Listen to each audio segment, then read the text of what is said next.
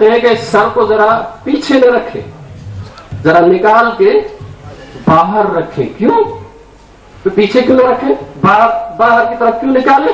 मेरे मौला अली इब्न अबी तालिब अलैहिस्सलाम से किसी ने पूछा, मौला रुकू का फलसफा क्या है और ये सिर्फ बाहर निकालने का फलसफा क्या है?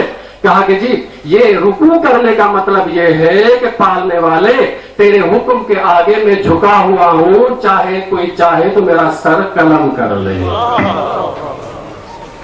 ये सर हाजिर है, इसलिए सर को बाहर निकालो ताकि तुम अपना सर हाजिर कर सको इसके बारगाह में।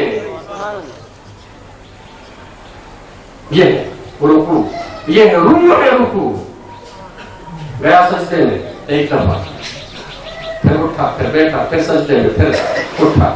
मेरे मौला अली इब्न अबी तालिब अलैहिस्सलाम से पूछा, मौला दो सजदे क्यों है, सजदे का मकसद क्या है?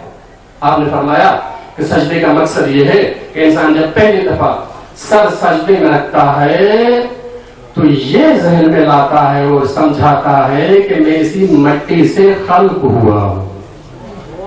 जब सर उठाता है इसका मतलब यह है कि इसी मिट्टी से खुदा ने मुझे जिंदगी दी है। बैठ गया, अस्तगफिरुल्लाह रब्बी व अतूबु इलैह कहा, यही उसकी जिंदगी है, बस ये है उसकी जिंदगी। फिर दूसरी दफा सजदे में चला गया, आपने फरमाया दूसरी दफा सजदे में मत जाने का मतलब यह है कि मर के फिर मिट्टी में जाऊंगा। फिर सर उठाने का मतलब क्या है? फिर सर उठाने का मतलब यह है कि कयामत में फिर खुदा की बारगाह में उठूंगा।